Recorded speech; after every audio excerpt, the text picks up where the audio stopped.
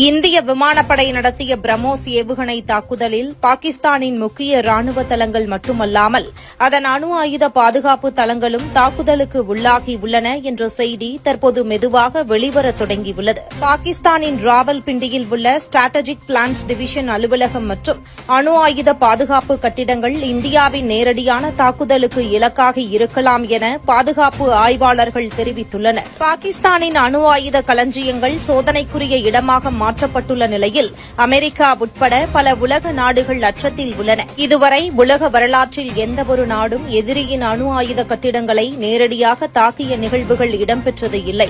அந்த வரலாற்றை மாற்றும் வகையில் இந்தியா இந்த தாக்குதலினால் புதிய புரட்சியை ஏற்படுத்தியிருக்கிறது. பாகிஸ்தானின் ராவல்பிண்டி மற்றும் சகோடா பகுதிகளில் உள்ள விமானப்படை தளங்களும் அணு ஆயுத பாதுகாப்பு தளங்களும் இந்தியாவின் தாக்குதலில் முற்றிலும் செயலிழந்ததாக கூறப்படுகிறது. பாகிஸ்தான் தரப்பில் இதை பற்றிய அதிகாரப்பூர்வ உறுதிப்படுத்துதல் எதுவும் வெளியிடப்படவில்லை.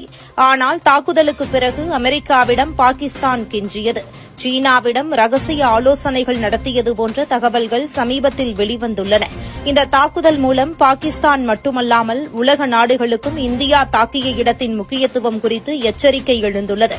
கடந்த சில நாட்களாக பாகிஸ்தானின் ராணுவ தலைமையகம் மற்றும் அணு ஆயுத பாதுகாப்பு தளங்களில் அதிகப்படியான பாதுகாப்பு நடவடிக்கைகள் தீவிரப்படுத்தப்பட்டுள்ளன. இந்த தாக்குதல் இந்தியாவின் ராணுவ சக்தியை உலகிற்கு உறுதியோடு நிரூபித்திருக்கிறது.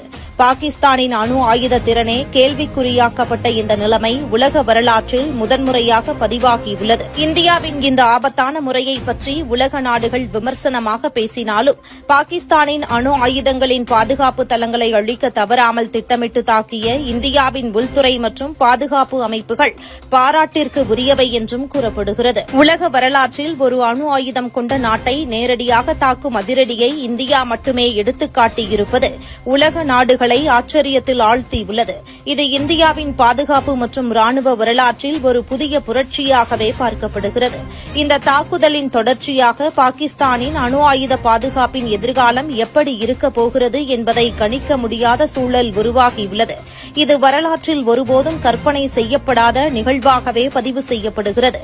இந்த நிலைமை பாகிஸ்தானை மட்டுமல்ல உலகின் அனைத்து அணு ஆயுத நாடுகளையும் பாதுகாப்பு மீதான புதிய சிந்தனைக்கு ஈட்டுச் செல்லக்கூடியதாக இருப்பதும் குறிப்பிடத்தக்கது. இது தொடர்பான மேலும் சிக்கலான தகவல்கள் வரும் நாட்களில் வெளியாகலாம் என்ற எதிர்பார்ப்பும் நிலவுகிறது. இந்நிலையில் இந்தியா எந்தவொரு விளக்கமும் வெளியிடாமல் தன்னுடைய தைரியத்துடன் அமைதியாக செயல்பட்டு வருகிறது. இந்த தாக்குதலால் தென்னாசிய நிலப்பரப்பில் நிலவும் நிலைமைகள் எப்படி மாற்றமடைய போகின்றன என்பதை கணிக்க உலக நாடுகள் விரைந்துள்ளன. இதுவரை ஆபரேஷன் சிந்தூர் முடிந்துவிட்டதாக பாகிஸ்தான் பிரதமர்